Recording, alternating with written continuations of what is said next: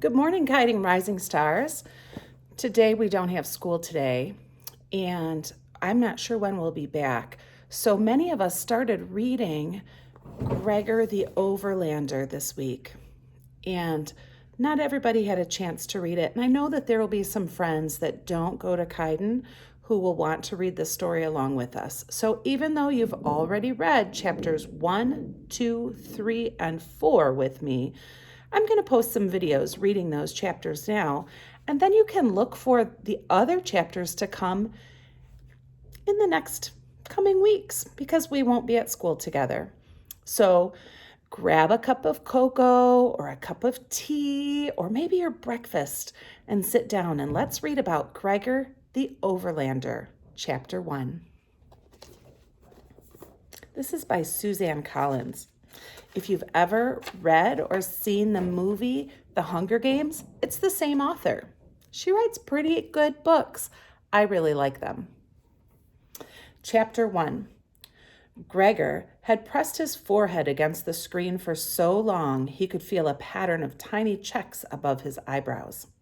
He ran his fingers over the bumps and resisted the impulse to let out a primal caveman scream. It was building up in his chest, that long, guttural howl reserved for real emergencies, like when you ran into a saber-toothed tiger without your club, or your fire went out during the Ice Age. He even went so far as to open his mouth and take a deep breath before he banged his head back onto the screen with a quiet sound of frustration. Ugh. What was the point, anyway? It wouldn't change one thing. Not the heat, not the boredom, not the endless space of summer laid out before him. He considered waking up Boots, his 2-year-old sister, just for a little distraction, but he let her sleep. At least she was cool in the air-conditioned bedroom she shared with their 7-year-old sister Lizzie and their grandma. It was the only air-conditioned room in the apartment.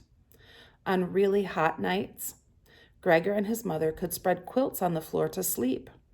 But with 5 in the room, it wasn't cool, just lukewarm. Gregor got an ice cube from the freezer and rubbed it on his face. He stared out at the courtyard where a stray dog sniffed around an overflowing trash can. The dog set his paws on the rim, tipping the can and sending the garbage across the sidewalk. Gregor caught a glimpse of a snowy, shadowy shapes scurrying along the wall and grimaced. Rats. He never really got used to them. Otherwise, the courtyard was deserted. Usually it was full of kids playing ball, jumping rope, or swinging around the creaky jungle gym. But this morning, the bus had left for camp, and every kid between the ages of 4 and 14 had been on it, except one. "I'm sorry, baby, you can't go," his mother had told him a few weeks ago. And she really had been sorry, too. He could tell by the look on her face. "Someone has to watch Boots while I'm at work, and we both know your grandma can't handle it anymore." Of course he knew it. For the last year, his grandma had been slipping in and out of reality. One minute she was clear as a bell, and the next she was calling him Simon. Who was Simon? He had no idea. It would have been different a few years ago. His mom only worked part-time then, and his dad, who taught high school science, was off summers. He'd have taken care of Boots. But since his dad disappeared one night, Gregor's role in the family had changed. He was the oldest, so he'd picked up a lot of the slack. Looking after his little sisters was a big part of it. So all Gregor had said was, "That's okay, Mom. Camp's for kids anyway." He'd shrugged to show that at 11, he was past caring about things like camp. But somehow, that had made her look sadder. "Do you want Lizzie to stay home with you? Give you some company?" she'd asked. A look of panic had crossed Lizzie's face at the suggestion. She probably would have burst into tears if Gregor hadn't refused the offer. "Nah, let her go. I'll be fine with Boots." So here he was, not fine. Not fine spending the whole summer cooped up with a 2-year-old and his grandma who thought he was someone named Simon. He heard his grandma call from the bedroom. Gregor shook his head, but he couldn't help smiling a little. "Coming, Grandma," he called back, and crunched down the rest of his ice cube. A golden glow filled the room as the afternoon sunlight tried to force its way through the shades. His grandma lay on the bed, covered by a thin cotton quilt. Every patch on the quilt had come from a dress she had made for herself through the years. In her more lucid moments, she talked Gregor through the quilt. "This polka-dotted Swiss I wore to my cousin Lucy's graduation when I was 11. This lemon yellow was a sunny Sunday dress, and this white is in actual fact a corner of my wedding dress. I do not lie." This, however, was not a lucid moment. "Simon," she said, her face showing relief at the sight of him, "I thought you forgot your lunch pail. You'll get hungry plowing." His grandma had been raised on a farm in Virginia and had come to New York when she married his grandfather. She had never really taken to it. Sometimes Gregor was secretly glad that she could return to that farm in her mind. And a little envious. It wasn't any fun sitting around their apartment all the time. By now, the bus would probably be arriving at camp, and Lizzie and the rest of the kids would. "Kiko!" squeaked a little voice. A curly head popped over the side of the crib. "Me out!" Boots stuck the soggy end of a stuffed dog's tail in her mouth and reached up both arms to him. Gregor lifted his sister high in the air and blew a loud raspberry on her stomach. She giggled, and the dog fell to the floor. He set her down to retrieve it. "Take your hat," said Grandma, still somewhere back in Virginia. Gregor took her hand to try to focus her attention. "You want a cold drink, Grandma? How about a root beer?" She laughed. "A root beer? What is it, my birthday?" How did you answer something like that? Gregor gave her hand a squeeze and scooped up Boots. "I'll be right back," he said loudly. His grandma was still laughing to herself. "Root beer," she said, and rubbed her eyes. In the kitchen, Gregor filled a glass with an icy root beer and made Boots a bottle of milk. "Code," she beamed, pressing it to her face. "Yes, nice and cold, Boots," said Gregor. A knock on the door startled him. The peephole had been useless for a good 40 years. He called through the door. "Who is it?" "It's Mrs. Cormaci, darling. I told your mother I'd sit with your grandma at 4, the voice called back. Then Gregor remembered the pile of laundry he was supposed to do. At least he'd get out of the apartment. He opened the door to find Mrs. Cormaci looking wilted in the heat. "Hello, you. Isn't it awful? I tell you, I do not suffer heat gladly." She bustled into the apartment, patting her face with an old bandana. "Oh, you dream. Is that for me?" she said, and before he could answer, she was gulping down the root beer like she'd been lost in the desert. "Sure," Gregor mumbled, heading back to the kitchen to fix another. He didn't really mind Mrs. Cormaci, and today it was almost a relief to see her. Great. Day 1, and I'm looking forward to a trip to the laundry room, Gregor thought. By September, I'll probably be ecstatic when we get the phone bill. Since Mrs. Cormaci held out her glass for a refill. "So, when are you going to let me read your tarot, mister? You know I've got the gift," she said. Mrs. Cormaci posted signs by the mailboxes offering to read tarot cards for people at $10 a shot. "No charge for you," she always told Gregor. He never accepted because he had a sneaking suspicion Mrs. Cormaci would end up asking a lot more questions than he would. Questions he couldn't answer. Questions about his dad. He mumbled something about the laundry and hurried off to collect it. Knowing Mrs. Cormaci, she probably had a deck of tarot cards right in her pocket. Down in the laundry room, Gregor sorted clothes as best he could. Whites, darks, colors. What was he supposed to do with Boots' black and white striped shorts? He tossed them into the darks, feeling sure it was the wrong decision.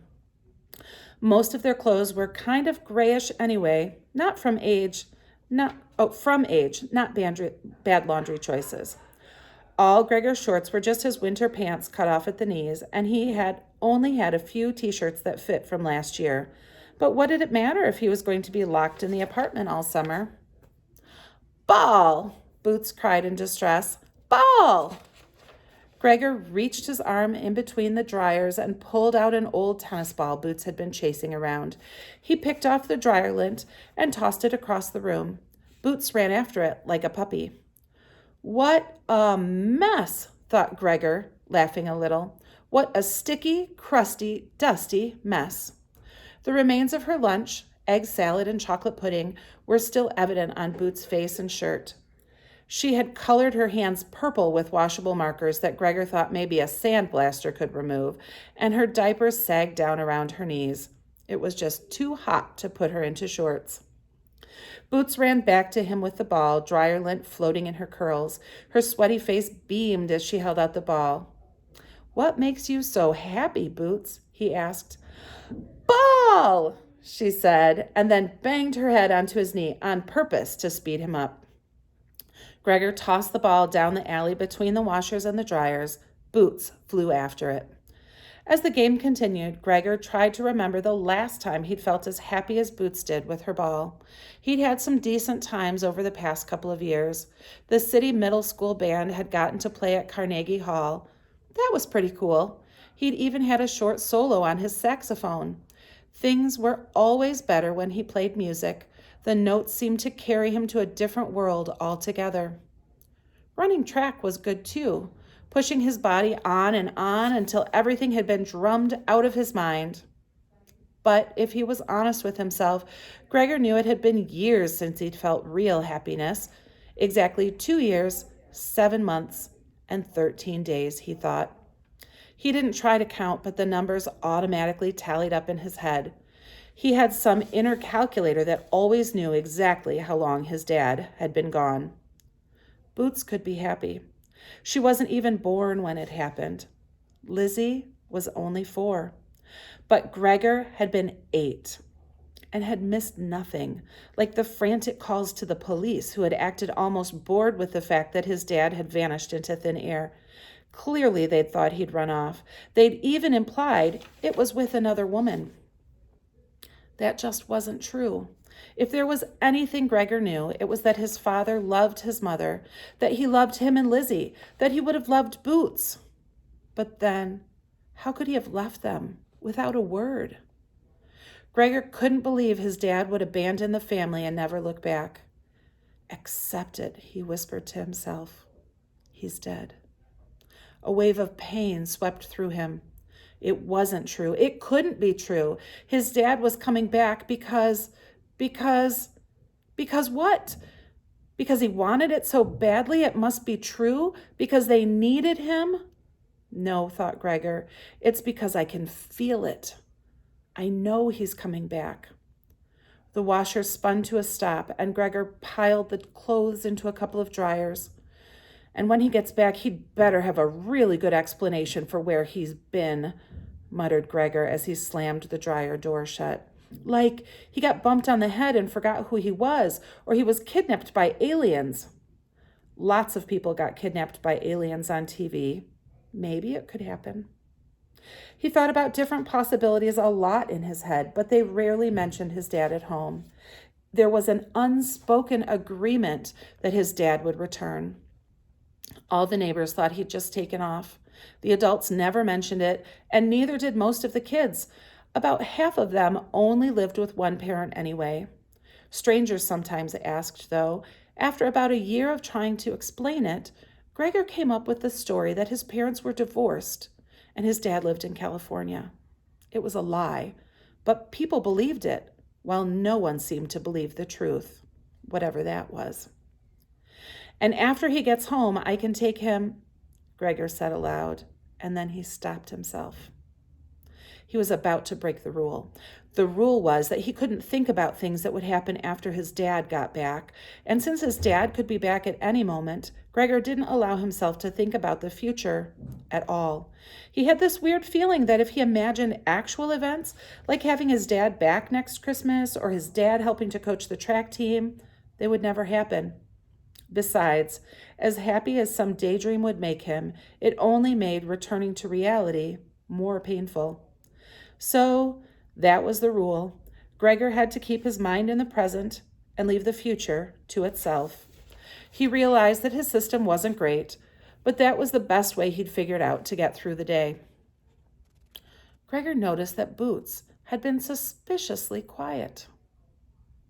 He looked around and felt alarmed when he couldn't spot her right away.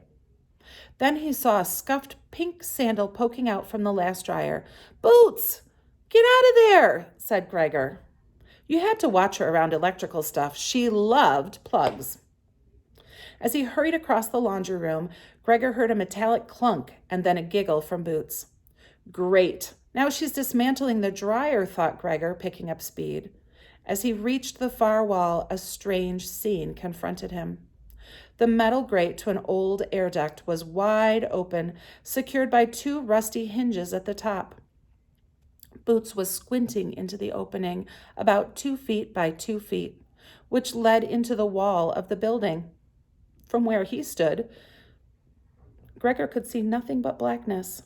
Then a wisp of, what was it? Steam? Smoke? It didn't really look like either. Some strange vapor drifted out of the hole and curled around Boots. She's held out her arms curiously and leaned forward. "No!" yelled Gregor as he lunged for her. But Boots' tiny frame seemed to be sucked into the air duct. Without thinking, Gregor thrust his head and shoulders into the hole. The metal grate smacked down onto his back. The next thing he knew, he was falling down, down, down into the empty space. That's the end of chapter 1. I'll read more later on today, but I have to get some work done in my classroom because it'll be the last time I'm here for a while. So what do you think? What's going to happen to Gregor and Boots? Come back later so we can read chapter 2 together. Don't forget to wash your hands. Bye.